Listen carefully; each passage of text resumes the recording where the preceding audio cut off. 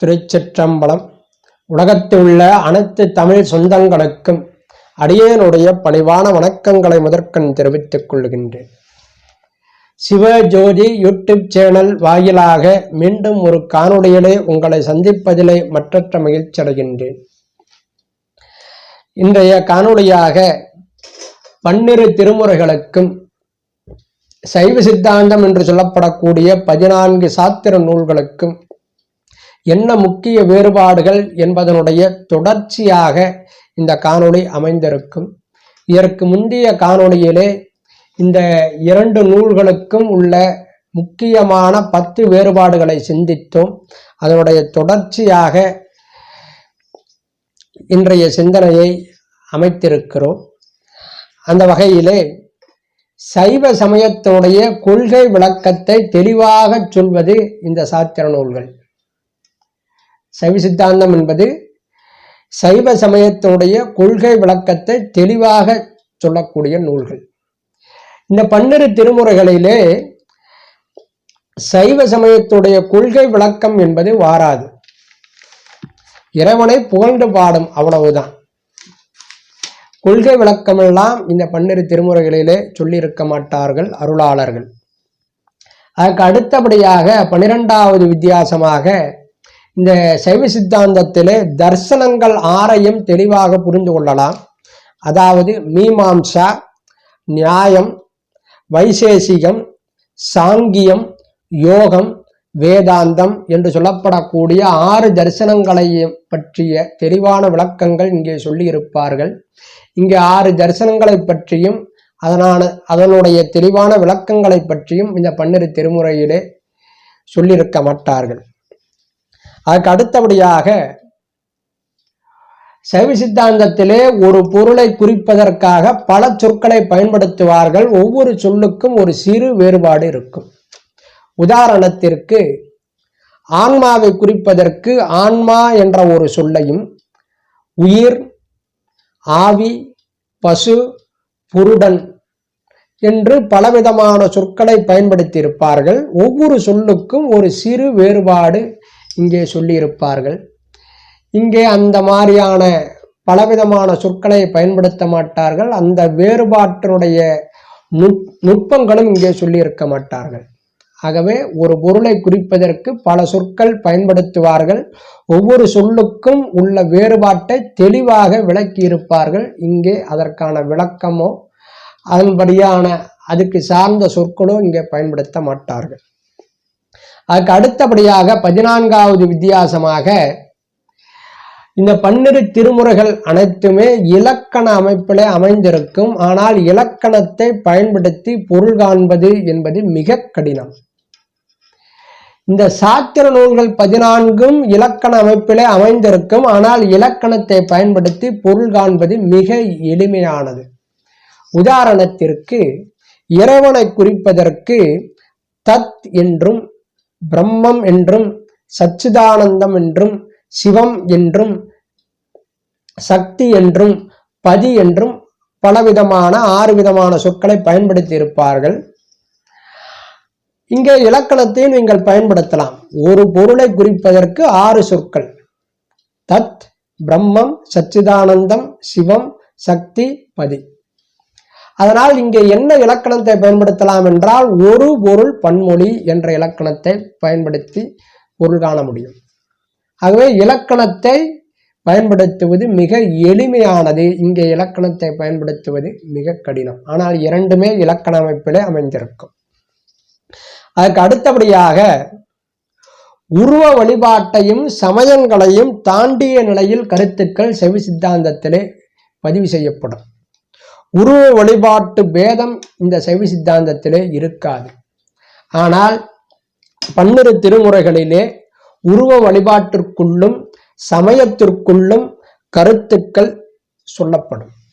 இங்கே சொல்லப்படக்கூடிய அனைத்து கருத்துக்களும் உருவ வழிபாட்டுக்குள் இருக்கும், சமயத்துக்குள்ளே இருக்கும். இங்கே சொல்லப்படக்கூடிய அனைத்து கருத்துக்களும் உருவ வழிபாட்டை தாண்டிய நிலையில் இருக்கும், சமயங்களை தாண்டிய நிலையில் இருக்கும். உருவ வழிபாட்டில் இருந்து கொண்டு இதை புரிந்து கொள்ளலாம். இங்கே உருவ வழிபாட்டில் இருந்து கொண்டு புரிந்து கொள்வது மிக கடினம். கொஞ்சம் அடுத்த படிநிலைக்கு நாம் ஏற வேண்டும், யோகத்திற்கு நாம் ஏற வேண்டும். அதாவது வழிபாட்டிலே, உருவ வழிபாட்டிலே பேதமற்ற நிலையில் இங்கே கருத்துக்கள் சொல்லப்படும். அதுக்கு அடுத்தபடியாக சாத்திர நூல்கள், சைவ சித்தாந்த சாத்திர நூல்கள் அனைத்துமே நூல் அமைப்பிலே அமைந்திருக்கும். ஒரு நூல் என்றால் விநாயகர் காப்பு, அவையடக்கம், குருநாதருக்கு வணக்கம், அதன் பிறகு நூல். இப்படி நூல் அமைப்பிலே அமைத்து அந்த நூலை அருளி செய்திருப்பார்கள். இங்கே 12 திருமுறைகள் அனைத்துமே நூல் அமைப்பிலே இருக்காது. நூல் அமைப்பிலே ஒரு நூல் இருக்க வேண்டும் என்றால் முதலில் அது விநாயகர் காப்பிலே ஆரம்பிக்க வேண்டும். அது சாத்திர நூல்களிலே தெளிவாக அந்த விதிமுறைகளை பயன்படுத்தி இருப்பார்கள். இங்கே அப்படி பயன்படுத்த மாட்டார்கள். ஏனென்றால் இந்த தோத்திர நூல்கள் அனைத்துமே பல சூழ்நிலைகளில் பல சந்தர்ப்பங்களுக்கு தகுந்தாற்போல் அருளி செய்யப்பட்ட பாடல்கள். ஆகவே இது பாடல்களுடைய தொகுப்பு தான் இந்த 12 திருமுறைகள். இது அப்படி கிடையாது. சைவ சித்தாந்தம் என்பது பல நூல்களுடைய தொகுப்பு. இது பல பாடல்களுடைய தொகுப்பு, இது பல நூல்களுடைய தொகுப்பு. இது ஒரு முக்கிய வித்தியாசம். அதுக்கு அடுத்தபடியாக 17வது வித்தியாசமாக புராண இதிகாசங்களில் இருந்து கருத்துக்கள் சொல்லப்படும். புராண இதிகாசங்கள் தெரிந்தால் இந்த 12 திருமுறைகளை நாம் புரிந்து கொள்ள முடியும்.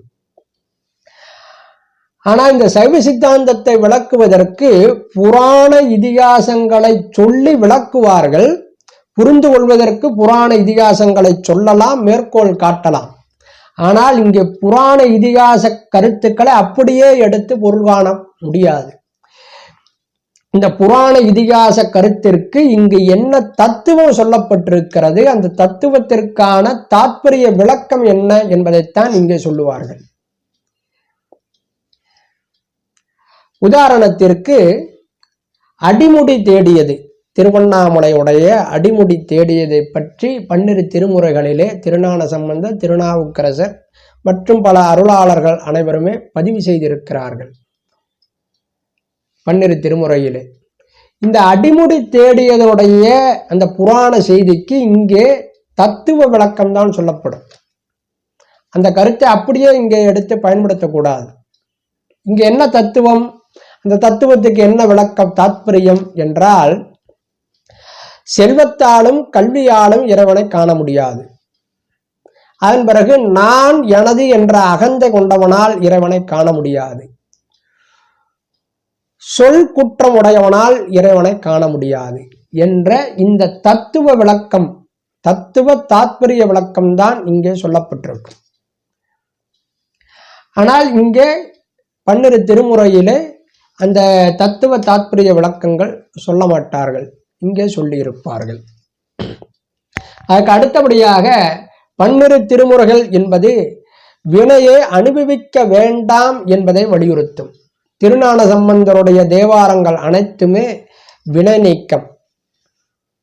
இந்த பதிகத்தை பாராயணம் செய்தால் நம்முடைய தொல்வினை நீங்கும், இந்த பதிகத்தை பாராயணம் செய்தால் நம்முடைய வினை நீங்கும் என்று வினை நீக்கத்தை வலியுறுத்தி இருப்பார்கள்.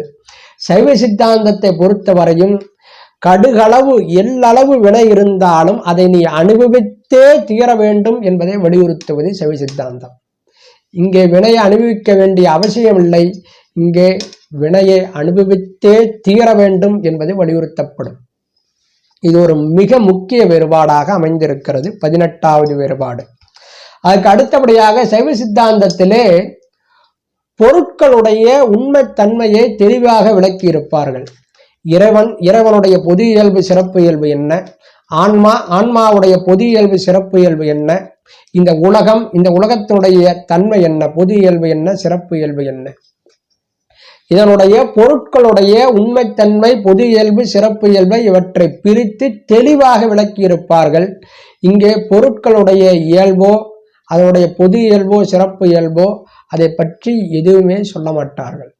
இது ஒரு முக்கிய வேறுபாடு, 19வது. அடுத்தபடியாக 20வது வேறுபாடு, உருவ பேதமற்ற வழிபாடு வலியுறுத்தப்படும். இங்கே பார்க்கக்கூடிய அனைத்து பொருட்களையும் நீ சிவமாய் பார்க்க வேண்டும் என்பது வலியுறுத்தப்படும். பார்க்கக்கூடிய பொருள் சிவம், அந்த பொருளுக்குள் இருக்கக்கூடிய ஆற்றல் சக்தி. யாதொரு தெய்வம் கொண்டீர் அத்தெய்வமாகி அங்கே மாதொரு வாகனார்தாம் வருவர் என்பதை வலியுறுத்துவது இந்த சைவ சித்தாந்தம். பார்க்கும் அனைத்து பொருட்களையும் சிவமாய் பார், அந்த சிவத்துக்குள்ளே சக்தி அடங்கி இருப்பதை பார் என்பது சைவ சித்தாந்தம். இந்த 12 திருமுறைகளுக்குள்ளே உருவ வழிபாட்டு பேதம் ஒரு சில இடங்களிலே சொல்லி இருப்பார்கள். ஒரு சில பதிகங்களிலே சைவ சித்தாந்தத்தை போல உருவ பேதமற்ற வழிபாட்டும் சொல்லி இருப்பார்கள், ஒரு சில பதிகங்களில் மட்டும். உதாரணத்திற்கு திருநாவுக்கரசர் அருளிய நின்ற திருத்தாண்டகம், இருநலனாய் தீயாகி நீருமாகி யமானனாய் எரியும் காற்றுமாகி அருநிலைய திங்களாய் ஞாயிறாயி ஆகாசமாய் அட்டமூர்த்தியாகி பெருநலமும் குற்றமும் பெண்ணும் மானும் பிறவுருவும் தம்முருவும் தாமே ஆகி நெருநிலைய இன்றாகி நாளையாகி நிமிர்ப்புண் சடையடிகள் நின்றவாறு என்று சொல்லப்படக்கூடிய அந்த பதிகத்திலே அவர் தெளிவாக குறிப்பிடுகிறார், காணும் அனைத்து பொருட்களும் சிவம் என்றே சொல்லுகிறார். ஆகவே இப்படி ஒரு குறிப்பிட்ட பதிகங்களில் மட்டும் பேதமற்ற அனைத்தையும் சிவமாக பார்க்கக்கூடிய தன்மையை ஒரு சில பதிகங்களில் மட்டுமே திருமுறைகள் வலியுறுத்தும். ஆனால் சைவ சித்தாந்தம் என்பது முழுக்க முழுக்க பார்க்கக்கூடிய அனைத்தையும் சிவமாக பார் என்பதை தெளிவாக வலியுறுத்தும். அதன் பிறகுதான் இந்த ஆன்மா பேதமற்ற வழிபாட்டை, பேதமோடு இருக்கக்கூடிய வழிபாட்டை விலக்கி பேதமற்ற வழிபாட்டிற்கு செல்லும். அதாவது ஒரே ஒரு முக்கிய வேறுபாடு என்னவென்றால், சரியே கிரியை நிலையில் இருக்கின்ற பொழுது அந்தந்த தெய்வங்களை அந்தந்த தெய்வங்களாகவே வழிபட்ட ஆன்மா, திருமாலை திருமாலாக வழிபட்டது, துர்க்கையை துர்க்கையாக எண்ணி வழிபட்டது, முருகனை முருகனாக எண்ணி வழிபட்டது, விநாயகரை விநாயகராக எண்ணி வழிபட்டது. இப்படி சொல்வது திருமுறை. சைவ சித்தாந்தம் என்பது முருகனையும் சிவமாகப்பார், விநாயகரையும் சிவமாகப்பார், திருமாலையும் சிவமாகப்பார். அந்தந்த தெய்வங்களை அந்தந்த தெய்வங்களாக வழிபட்டது திருமுறைகள். சைவ சித்தாந்தம் என்பது அந்தந்த அனைத்து தெய்வங்களையும் சிவமாக பார் என்ற அடுத்த படிநிலையிலே நம்மை உயர்த்துவது சைவ சித்தாந்தம். பார்க்கும் அனைத்தையும் சிவமாக பார் என்பதை வலியுறுத்துவது சைவ சித்தாந்தம். ஆகவே இந்த முக்கிய 20 வேறுபாடுகள் 12 திருமுறைகளுக்கும் சைவ சித்தாந்தத்திற்கும் உண்டு. ஆகவே 12 திருமுறைகள் என்பது அனைவரும் பாராயணம் செய்யலாம், அனைவரும் ஓதலாம், ஓதி பயன்பெறலாம். ஆனால் சைவ சித்தாந்தம் என்பது சரியை கிரியை முடித்து அனைத்தையும் நாம் சிவமாக பார்க்கிறேன், என்னிடத்திலே உருவ வழிபாட்டிலே பேதம் இல்லை, நான் அனைத்து தெய்வங்களையுமே சிவமாக பார்க்கிறேன் என்று யார் எண்ணுகிறார்களோ அவர்கள் கற்க வேண்டிய நூல் சைவ சித்தாந்தம் என்று கூறி இந்த அளவிலே இன்றைய சிந்தனையை பூர்த்தி செய்து அமைகிறேன். நன்றி, வணக்கம், திருச்சிற்றம்பலம்.